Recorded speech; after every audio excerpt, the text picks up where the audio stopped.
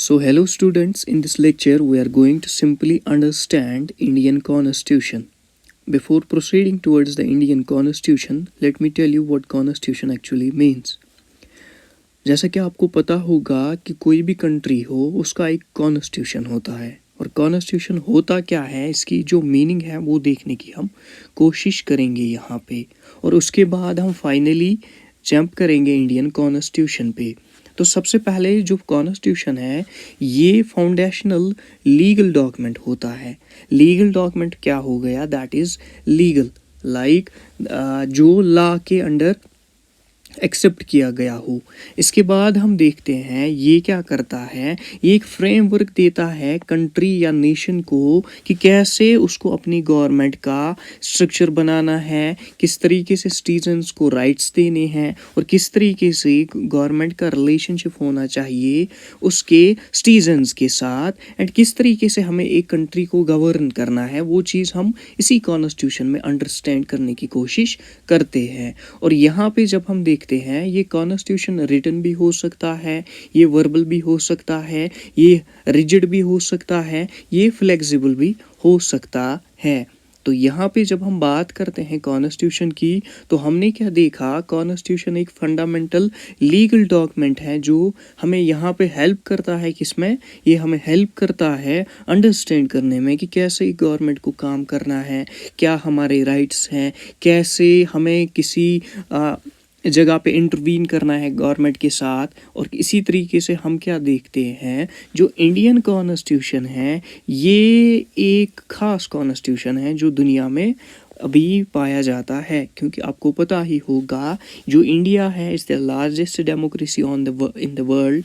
And largest democracy होने के साथ साथ अगर आप देखोगे इंडिया में जब हम बात करते हैं यहाँ पे डाइवर्सिटी देखने को हमें मिलती है।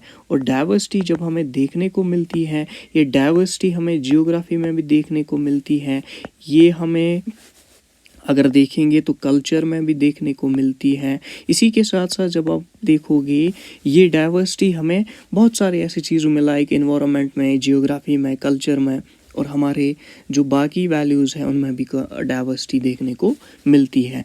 बट यहाँ पे क्या आता है, इस डाइवर्सिटी में भी जो हमें यूनिफाई करता है that is the Indian constitution, that is the constitution of our country, जो हमें एक साथ रखता है और एक साथ हमें ऐसा फील नहीं होने देता है कि कोई कम है, कोई ज़्यादा है, किसी को ज़्यादा राइट्स मिलते हैं, किसी को कम राइट्स मिलते हैं। तो इंडियन कॉन्स्टिट्यूशन की एक यही ख़ास बात है।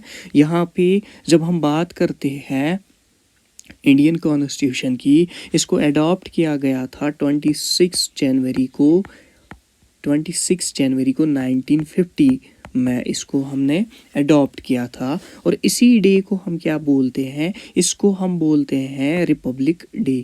जैसा आपको पता होगा कि हर साल 26 जनवरी को हम क्या सेलिब्रेट करते हैं, रिपब्लिक डे। इसके बाद जब हम देखते हैं जो ये इंडियन कॉन्स्टिट्यूशन था, इसकी फॉर्मेशन जो है वो किसने की, उसके लिए एक असेंबली बनाई गई थी जिसको हम बोलते हैं कॉन्स्टिट्यूएंट असेंबली। एंड इसका ये जो असेंबली थी ये 1946 से लेकर 1949 तक रही और इसका जो हेड था वो था डॉक्टर बी आर अम्बेडकर। और इसी को हम क्या बोलते हैं, इसको हम बोलते हैं, बी आर अम्बेडकर को फादर ऑफ इंडियन कॉन्स्टिट्यूशन भी बोला जाता है। इसके बाद जब हम बात करते हैं इंट्रोडक्शन, जब हम देखेंगे इस लेक्चर में हम सिंपली क्या देखेंगे, हम देखेंगे formation, composition and working of Constituent Assembly of India as well as the significant debates that shaped the Indian Constitution। ये सारा कुछ हम इस लेक्चर में देखने की कोशिश करेंगे। इस सारे लेक्चर में हम ये सारा कुछ गो थ्रो करेंगे। तो सबसे पहले कॉन्स्टिट्यूएंट असेंबली की जब हम बात करते हैं तो पहला जो कॉन्स्टिट्यूएंट असेंबली है ये कब फॉर्मेशन, इसकी फॉर्मेशन हम देखने को देखेंगे। The constituent assembly was formed in 1946 to draft constitution for independent India। तो 1946 में कॉन्स्टिट्यूएंट असेंबली वजूद में आती है। क्यों आती है? क्योंकि इनको क्या करना था, इंडियन कॉन्स्टिट्यूशन यहाँ पे फॉर्म करना था। किस लिए? Independent India. हालांकि जो इंडिया की इंडिपेंडेंस थी वो 1947 में आई, बट ऐसे सिचुएशन ऐसी थी, इंडियन जो पीपल थे, जो फ्रीडम मूवमेंट में पार्टिसिपेट लेने वाले लोग थे, या इंडियन नेशनल कांग्रेस था, इनको पहले ही लगने लगा था कि इंडिया अब आज़ाद होने वाला है। क्योंकि ऐसे ही ब्रिटिशर्स ने भी ऐसे ही सिचुएशन क्रिएट किए थे। इंडियन इंडिपेंडेंस एक्ट एक उन्होंने लाया था जिसमें ये कंफर्म हो गया था कि इंडिया को अब सिंपली क्या होने वाला है, आज़ादी मिलने वाली है। और 1946 में क्या किया जाता है, एक असेंबली क्रिएट की जाती है, कॉन्स्टिट्यूएंट असेंबली, जो कि फॉर्मेशन या ड्राफ्ट कर रहा था क्या, इंडियन कॉन्स्टिट्यूशन को। It was established through a British cabinet mission to India. ये ब्रिटिश कैबिनेट ने बनाया था। And members were elected via provincial legislative assembly representing diverse sections of society.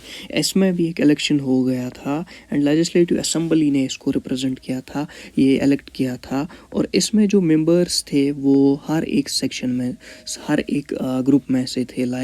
जो दलित्स थे उनमें भी से थे, इसी तरीके से मुस्लिम्स में भी से था कोई, इसी तरीके से हिंदूज, सिख, जैन, जो भी रिलीजियस यहाँ पे थे, जो भी यहाँ पे ग्रुप्स थे, उनमें से इसमें मेंबर्स देखने को मिले। इसके बाद जब हम देखते हैं जो कंपोजिशन ऑफ मेंबर्स था, इसमें टोटल में 299 मेंबर्स थे। पहले तो इसमें 389 मेंबर थे, जिसको फिर बाद में 299 मेंबर कर दिया गया एंड कुछ मेंबर्स को यहाँ पे बाहर निकाल दिया गया। Assembly was consisted of elected representatives. इसमें हम देखेंगे जिसमें इलेक्टेड रिप्रेजेंटेटिव्स थे, यानी खुद से ही नहीं आए और बैठे इसमें, बल्कि इनको क्या किया गया था, इसको इलेक्ट किया गया था इन मेंबर्स को। और जो वेरियस प्रोविंसेस थे, इंडियन प्रिंसली स्टेट्स थे, वहाँ से मेंबर्स को लाकर इसमें इंक्लूड किया गया था। एंड पहले जब हम देखते हैं, पहले इसमें 389 मेंबर थे, फिर इसको रिड्यूस करके क्या किया गया, 299 मेंबर। एंड ये जो 299 मेंबर थे ये आफ्टर पार्टीशन था। बिफोर पार्टीशन इसमें कितने मेंबर्स थे, 389। दैट मीन्स पार्टीशन के बाद इसमें अराउंड यहाँ पे 90 मेंबर्स को कम किया गया, जो पाकिस्तान बना उस टाइम पे 1947 में ही। एंड इसके बाद दैट मीन्स 1947 तक इसमें 389 मेंबर थे एंड आफ्टर 1947 इसमें 299 मेंबर थे। एंड इसमें जब हम देखते हैं डॉक्टर भीमराव अंबेडकर था इसमें, इसी तरीके से पीटी जवाहरलाल नेहरू भी था इसमें। इसके बाद जब हम देखते हैं वर्किंग प्रोसीजर क्या था इसका, कॉन्स्टिट्यूएंट असेंबली का। Assembly held it's first meeting on December 9, 1946। जो इनकी पहली मीटिंग थी वो कब हुई, वो 9 दिसंबर 1946 में हुई। एंड मीटिंग में क्या किया गया, ये मीटिंग्स कंडक्ट की गई रेगुलरली, डिस्कशन किए गए, डिबेट्स किए गए, सो दैट हर एक की राय पूछी जाए, हर एक का मतलब देखा जाए कि कैसे हम इंडियन कॉन्स्टिट्यूशन को अच्छी तरीके से एक वेल अडॉप्टेड कॉन्स्टिट्यूशन बनाए, जिसमें हर एक की बात सामने रख के, दलित्स थे, बाकी जो भी मतलब लोअर कास्ट थे उनकी बात रखी जाए, या मुस्लिम्स थे उनकी बात रखी जाए, या बाकी सब जो भी थे उनकी बात रखी जाए। तो इसलिए यहाँ पे क्या किया गया, यहाँ पे रेगुलर मीटिंग्स हुई। एंड रेगुलर मीटिंग्स में क्या किया गया, बाकी जो कंट्रीज़ थे, कैनेडियन कॉन्स्टिट्यूशन, इसी तरीके से यूके का कॉन्स्टिट्यूशन, जर्मनी का कॉन्स्टिट्यूशन, उनको देखा गया, उनमें से प्रोसीजर्स, लॉज निकाले गए और एक कंपाइल किया गया एक सिग्निफिकेंट कॉन्स्टिट्यूशन इंडिया का। इसके बाद क्या हम देखते हैं, डिबेट्स एंड डिस्कशंस किए गए and streamline drafting process integrating public feedback and expert opinions यहाँ पे ली गई। यहाँ पे क्या किया गया, जो लोग थे, लोगों से भी उनकी ओपिनियन पूछी गई, एक्सपर्ट कम्युनिटीज़ एक्सपर्ट कमिटीज़ जो थी उनसे ओपिनियन ली गई, लाइक पब्लिक सर्वेस किए गए, लोगों से पूछा गया कि किस तरीके से तुम यहाँ पे सेटिस्फाइड रहोगे, क्या क्या चीज़ें हैं ऐसी जो हमें इंक्लूड करनी चाहिए कॉन्स्टिट्यूशन में, वो सारा कुछ यहाँ पे देखने को मिला। इसके बाद जब हम देखते हैं कि डिबेट्स जो इसमें हुई उनकी हम बात करेंगे। यहाँ पे फंडामेंटल राइट्स पे एक डिबेट हो गई। One of the significant debates focus on the inclusion of the fundamental rights in the constitution.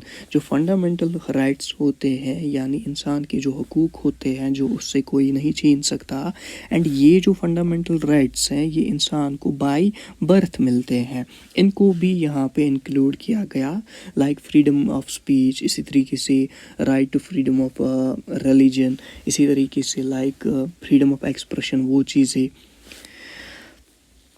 The assembly aim to ensure individual liberties, protect citizens against state actions, state के action जो harsh action है उनसे citizens को बचाना था, leading to the finalization of the comprehensive rights charter and fundamental जो है ये पार्ट 3 ऑफ इंडियन कॉन्स्टिट्यूशन में हम देखते हैं, पार्ट 3 ऑफ इंडियन कॉन्स्टिट्यूशन, जिसको हम क्या बोलते हैं, जिसको हम बोलते हैं soul of the Indian constitution, Magna Carta of the Indian constitution भी इसको बोला जाता है।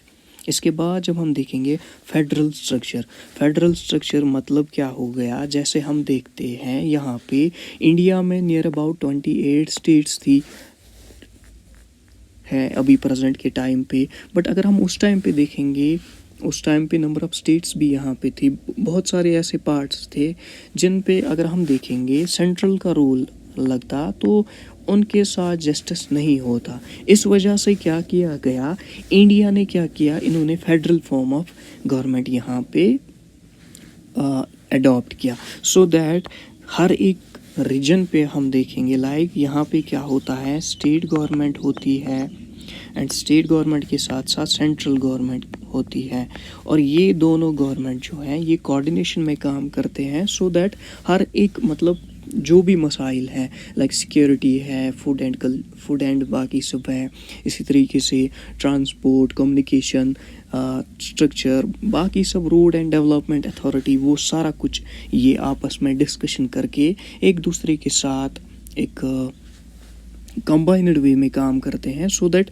एक ऐसा पावर किसी एक हाथ में जमा ना हो जाए एंड स्टेट को उससे यानी कंट्री को उससे नुकसान हो जाए, इसीलिए चेक रखते हैं ये पावर्स पे। तो यहाँ पे इन्होंने स्टेट एंड सेंट्रल गवर्नमेंट का इनिशिएटिव लिया, लाइक यहाँ पे स्टेट गवर्नमेंट भी होगी एंड यहाँ पे सेंट्रल गवर्नमेंट भी होगी, एंड साथ में हम क्या देखते हैं, स्टेट में हम देखते हैं यहाँ पे अब लोकल गवर्नमेंट भी होती है, सो दैट लोकली वो लोगों तक पहुँचे और उनके मसाइल यहाँ पे वो ठीक करे। इसके बाद सेक्युलरिज्म, नेशनल इंटीग्रेशन, लाइक अगर आप देखेंगे इंडिया जब हम देखते हैं it's a diverse country, there is a lot of kinds of people that live in the region, like we see in terms of the religious we have in Hinduism, Muslim, Sikhs, Christians, Jains, Buddhism, ऐसा कुछ हमें देखने को मिलता है। तो यहाँ पे क्या किया गया, यहाँ पे हर एक रिलीजियस को इक्वल इम्पोर्टेंस दी गई। इक्वल इम्पोर्टेंस इसलिए सो दैट किसी को ये ना लगे कि मेरे रिलीजियस को टारगेट किया जाता है, मेरे कल्चर को यहाँ पे टारगेट किया जाता है, एंड इस वजह से क्या हो गया, नेशनल इंटीग्रेशन यहाँ पे बरकरार रही। ये है मतलब ये है की डिबेट्स जो इंडियन कॉन्स्टिट्यूशन में कंसिडर की गई, सो दैट इंडियन कॉन्स्टिट्यूशन एक वेल अडॉप्टेड कॉन्स्टिट्यूशन बने और हर एक लोग को ऐसा लगे कि वो सेटिस्फाइड है इसके साथ एंड सिक्योर हैं इस कॉन्स्टिट्यूशन के साथ। जब हम इसके बाद बात करते हैं, इसके बाद है drafting process, and drafting process का लेक्चर जो है ये हम कल देखेंगे। फ़िलहाल के लिए आप इस लेक्चर को देख लो, इसके नोट्स खुद तैयार करो एंड रिवाइज करके देखो। बाकी जहाँ पे भी कोई प्रॉब्लम होगी आप सिंपली हमें बोल सकते